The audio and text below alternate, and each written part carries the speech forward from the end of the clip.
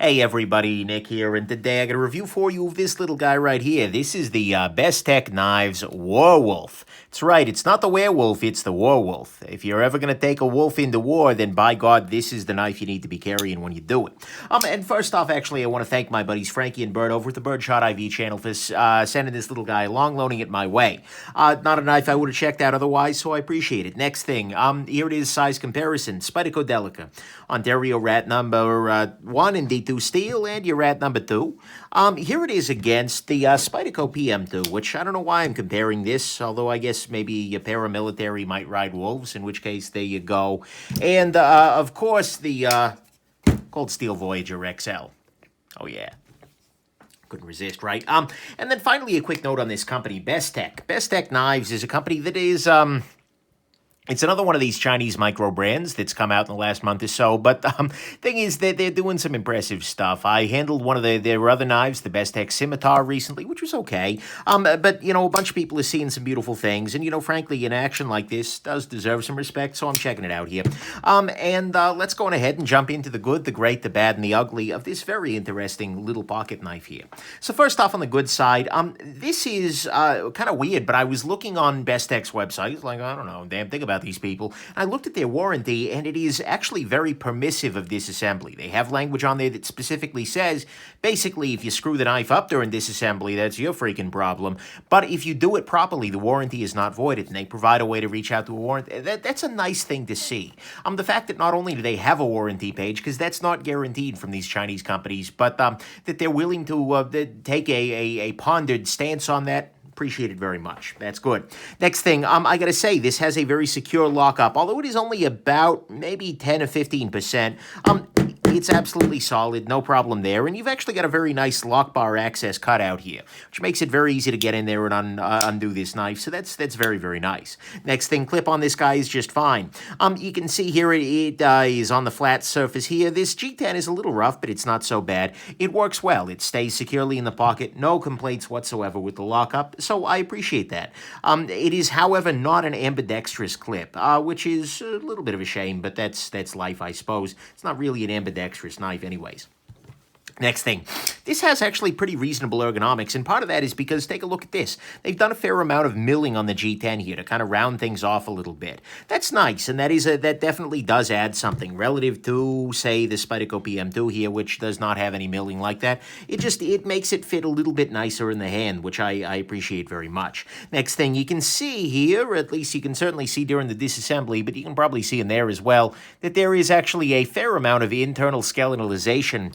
Wow, skeletonization, that's how you pronounce that, of the line is there, which actually helps to cut the weight down a little bit on this guy and keeps the balance reasonable-ish. It's a little far back, but it is absolutely there. And so I do appreciate them putting that in there. And then finally, on the good side, the blade on this is pretty solid. It has a nice little harpoon shape to it, which I always appreciate. It's got a swedge to it, which is nice and is part of that harpoon there. It's not too super thick behind the edge. In fact, I'd say it's a little bit better than your average like ZT or something like that. It's not saying much, but still. It does have a very nice sharpening choil that works well and absolutely, you know, covers the entire plunge. And it is using D2 steel, and D2 steel is one of those steels that I just don't tend to complain about. It is a very solid budget steel choice, and so that's great. And so all of that, to me at least, is the good here. Is that it has a very nice blade that actually cuts well and is in D2 steel. It's got some internal milling to knock the weight down a little bit. It's got pretty reasonable ergonomics. It's got a very nice clip here. The lockup is very secure, and Bestech has a very disassembly permissive sort of warranty. On the great side to me is the action. You're seeing this back and forth here, and it is really, really good because, seriously, look at that. It's a shake-shot sort of action there. And it is a very smooth, reliable deployment on the flipper here. You will 100% of the time you attempt to flip this beautifully, and it will come shut in a beautiful way. I love the action on this. They have done a very, very good action, and I mean that even by contrast to some of the other Chinese makers who are doing these action showpiecey sorts of things in the budget land. This is among the better bang for the buck sort of actions that's out there. And so that's absolutely a great thing, and I appreciate it, and I do respect it very much. So to me, that's what's great here, is you're getting an action that is way above its pay grade. So that's great. On the bad side, first off, a couple of little details here. The price on this guy is 50 bucks. So, okay, this is something that I'm really, really torn about because honestly, this could entirely be biased. Consider this as maybe an essay rather than as a portion of the bad. But this is a knife that is, so many of these, inexpensive Chinese knives are coming in at the $40, the $30 price point. This is hitting that $50 price point. And you know what? It's a well-done knife. I mean, it's got some milled G10. It's got a really nice action, etc. But it's also not like, oh my God, incredible value. It's good. It's absolutely solid. And if you look at what some of the other companies, particularly American companies making stuff in China, are turning in at 50 bucks, they're doing pretty solid. But the thing is, at the same time, I do want to see if you're going to be doing a micro brand sort of thing, and you're starting a brand new company, I really want to see them pushing value here. And so this is good value, but I'd like this knife a whole lot better at 35 bucks or maybe even 40 than I do at 50.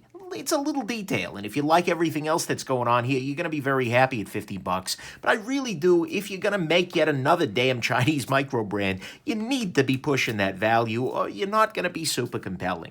But whatever, it's not a huge deal whatsoever, and frankly, it's borderline okay. But I'm going to throw it in with the bad because I'm a critical bugger, and you know what? Here we go. So there you go.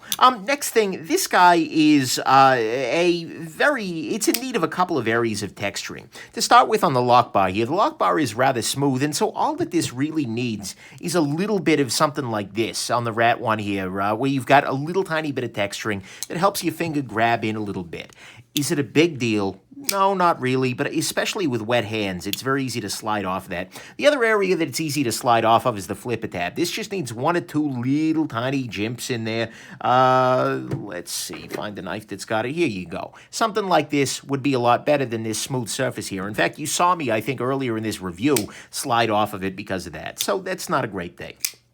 Next thing, this has got a pocket pecker, 100 freaking percent. This is going to be pecking on whatever's in your pocket all damn day long with this big rounded, tip there. I got to say, they've done some nice chamfering on here. It's not so bad, but this has a very large protruding flipper tab. Part of the reason they've got such an action, no doubt, but yeah, not a big fan of that.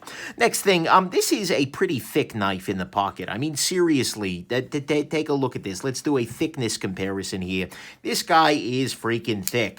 Here it is against the Spyderco Delica. Freaking thick. Here it is against the Ontario Rat number 1.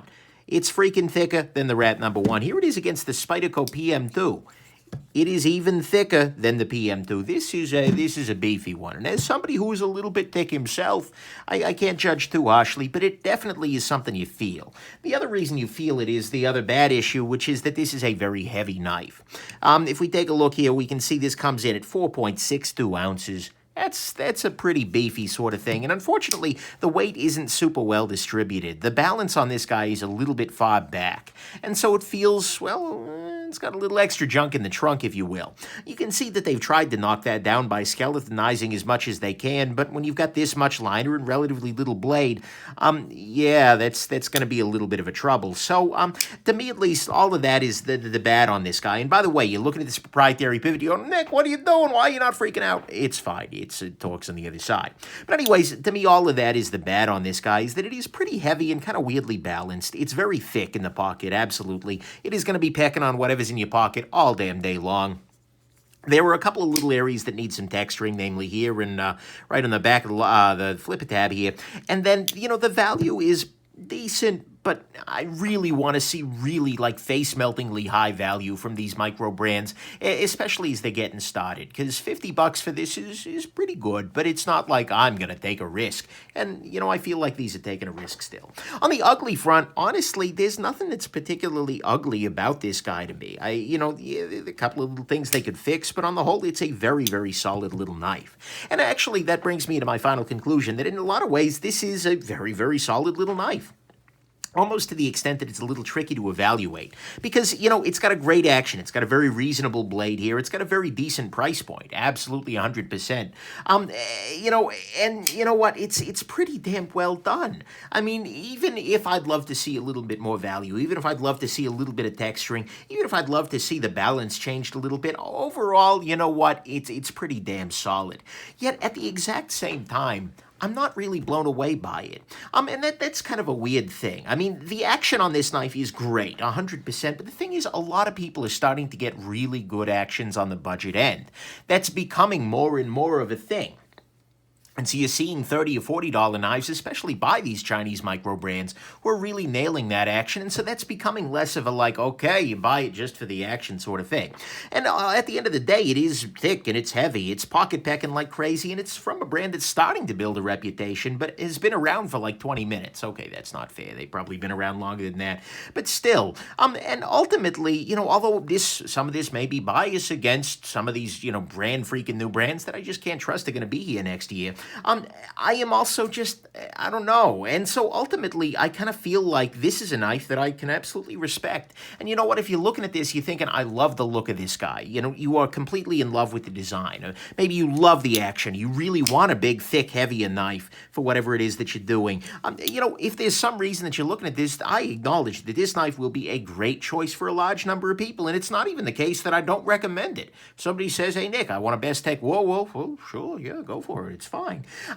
So I can acknowledge it to be a very good knife, but I'm also feeling a little bit ho-hum. And so, you know, ultimately, my final conclusion on this is that this is a good knife. It's pretty solid. And if you're looking for this guy very specifically, then go for it. But at the same time, I feel like I'm probably going to forget about this knife approximately 10 minutes after the review is filmed and I've boxed it up. And, you know, it's another one of these guys. And so, solid. If you like it, do it. If you don't like it, don't do it. And you won't even think about it ever again in your life. So anyways, there you go. That's the Bestech Warwolf. Very nice, but also a little bit forgettable, but really nice action, I guess. So there you go. Hope this has been interesting to you and that you have yourselves an absolutely wonderful rest of your day. Bye now.